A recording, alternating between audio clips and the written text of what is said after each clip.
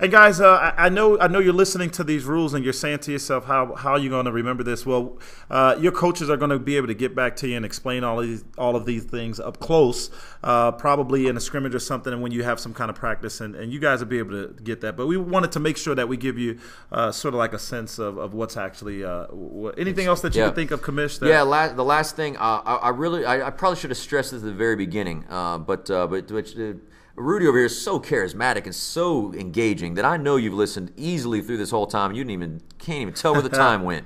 You know, I'm probably born to cheers, but this man over here, man, he's making me excited just talking to him. So I did mention this early on, but here's the main thing about this season. This first season for the PXFL is going to be what I call a pilot season, and it's going to be a whole lot of education and a lot of learning and a lot of background on this format of football. So we're going to not allow a lot of things to go on the field that are against the rules, but we're going to have a lot of warnings, more warnings than we're going to have in future seasons. Starting in the fall and from that point on, we're going to start throwing a lot of heavy flags. But because this first season is going to be a learning process for a lot of the players and refs and coaches, we're going to throw flags and point out infractions of our rules, but on many occasions, we'll simply give warnings. There will be a certain, after any time, just so that you guys know, anytime there's a second infraction of the same rule in the same game, that's going to be an enforceable penalty. But I'm going to leave it up to the ref's discretion on only the first infraction of a rule that's unique to our league. And let me repeat that. A rule that's unique to our league. The ref will have the discretion of throwing a flag, pointing out the penalty, but issuing only a warning for that play.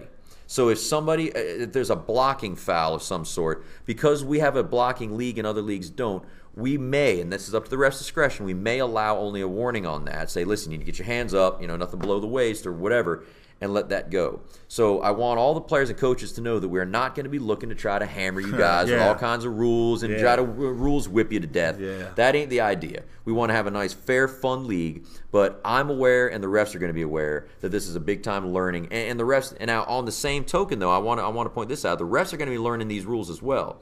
So as much as we're going to give you, the players, a lot of leeway, I'm going to really request and insist that the players also give that same leeway to the refs, right? Yeah. Well, that's the hard part for me because as much as I'd like to say that the refs are my friend, I've never been a friend. There's never been a ref that I've ever liked. Okay. So, Commish, you're probably going to go ahead and understand that I'm probably going to be one of the ones that needs to be able to give grace to the refs the most, right? So, but I think that's something that we can adjust to. Understanding that this is a first time for many of us. This is certainly my first time with these kinds of rules, and also understanding that the refs are too trying to adjust to this as well. So understanding that we're all adjusting to this, I think if we have that kind of mentality going into our games, I think we won't have too much disparity in the way that we're seeing the way something is called or not called. Right, you got it. That's the main thing. Yeah, and you hit the nail on the head. It's the mindset going into it. I just want everybody to be in a be as competitive as you ever would be as intense and as fire as you ever would be. But I want everyone going in with the mindset knowing that this is going to be a foundational league. In other words, we're setting the foundation for this overall league this season. So I'm going to ask for a little bit of grace from you guys in case the timing, if I say a podcast is going to be up by Wednesday and it gets up on Thursday, I'm going to ask for you guys to give me some flexibility. I'm going to give the players flexibility on the field with these new rules. Same thing with the referees. But I can promise you this, by the fall in the next season when we expand to a 7-game regular season, a 3-game postseason, and between 8 and 10 teams, I can promise you that by that point we'll really have our junk together and it is going to be tight and right. Can't wait. Yeah.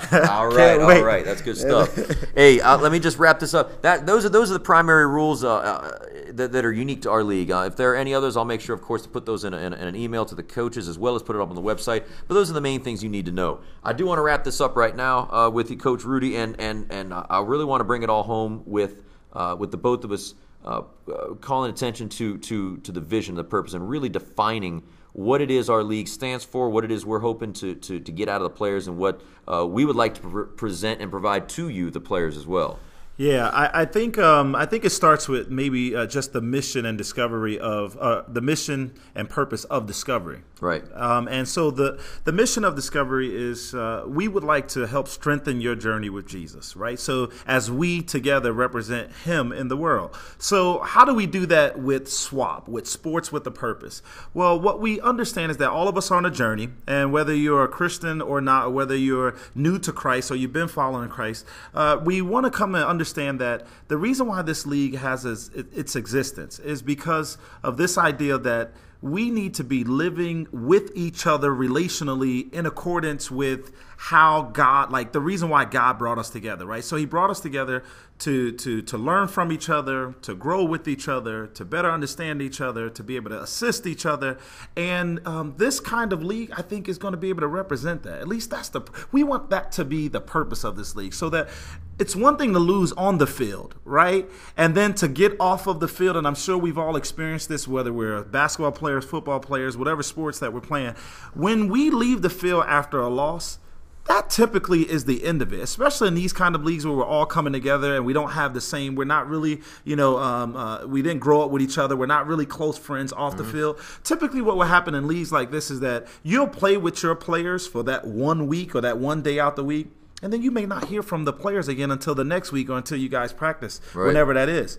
Well, I hope that that's not what's happening in our league, right? Because it's one thing to lose on the field and then lose again off the field by not growing relationally with each other. And so what I'm hoping that we can come together and really understand is that when we're losing on the field and losing in life, we really lose the game. Like, that really is a loss. But if we lose on the field, and then we're able to have fellowship with each other throughout the week, and I'm able to call up someone on the team who maybe did a play that I wasn't really happy about, and I didn't wait till the next week to see that player and get upset with that player in the next game. I can call that player up on Tuesday or Wednesday and say, hey, let's have lunch. Hey, let's talk about this, because there was something that you did in the game that I think represents just whether or not you trust me as a player, or represents whether or not I trust you as a player. See, I think that kind of stuff, that trust, that team building, all of that teamwork experience, I think that really is the goal and the mission. I think that's something that we can all get from this league. So when we win on the field, which is a great thing, I don't know if we typically, join together and celebrate that win off the field in a way where I think it represents, God and our journey with Christ. And I think that's something that we'll be able to do, because it's one thing to win on the field and then be losing off the field. See, I'd hate to win on the field and be a great team on the field, but then we don't talk to each other at all throughout the week, and we don't grow with each other, and we don't know what our lives are like. In my basketball league, I found out towards the end of the season that there was a guy who I was playing with who sat right behind me in church. Oh, yeah? I couldn't believe that. Like, we spent almost 9 weeks together playing basketball, and I finally turned around and he said, yeah, I always sit in the same seat. You always sit up there. Well, why you didn't tell me? Well, that's losing off the court. Like, that's what happens when you lose off the field. So I just hope that we can really have that vision in mind, that if we win, it's one thing to win and lose on the field. And I don't mind winning and losing on the field, because I understand that's a part of the game. Let me not say I don't mind. I hate losing on the field. Thank you. I hate losing on the field. I couldn't follow you there, Coach. No, yeah, I know. I have to be honest. We are in the church right now. Sure. I hate losing on the field. I really hate it. But I understand that that's a part of the game. Somebody has to lose. Somebody's gonna win. What I really can't do. This is more than I hate losing on the field. I cannot. There's something about losing off the field. There's something about not knowing a player, not knowing a person's family, not knowing a person's walk, not knowing what's happening. That's real, man. That's life. That's real life, That's Sports is a game. Sports is an outlet for us, is an athletic endeavor for us, but when it comes down to it, it's an activity. Yeah.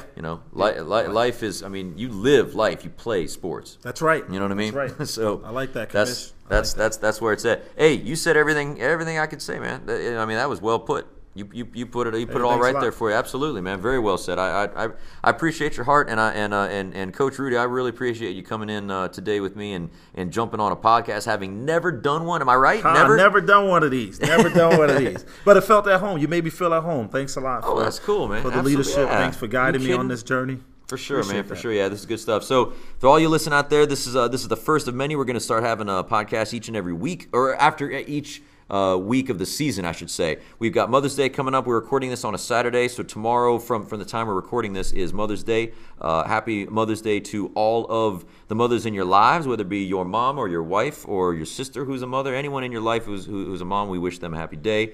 I hope you guys get a chance to spend some family time. We're, of course, not playing any football tomorrow on Mother's Day, and we will start week 1 the following Sunday. Please make sure to check your emails and or your texts, or just go to the website, find out the schedule. The schedule at this moment, at the time we're recording this, has not been made, only because I wanted to be certain that we had 6 complete teams when I made a 6-team schedule. There was a chance we would have dropped to 5 and I'd have to make an all-new schedule, but at the time of this recording, we've got our complete 6 teams. So I will be making the schedule tonight, being Saturday. It will be up on the site within the next 48 hours, and your coaches will also let you guys know what's going on. And again, if you guys have any questions directly to the commissioner, email football@sportswithapurpose.org. Or if you just want to get a question in for week 1's podcast ahead of time, if you've got anything that's a burning question in your mind, shoot that out there too, and we'll answer that on air. All right? You got anything else, Coach? Not at all, man. Thanks for the opportunity. I appreciate this, and I'll certainly be back. All right, you got it, man. So welcome everybody to the first ever inaugural season of the Pro Experience Flag League, courtesy of Sports with a Purpose. See ya.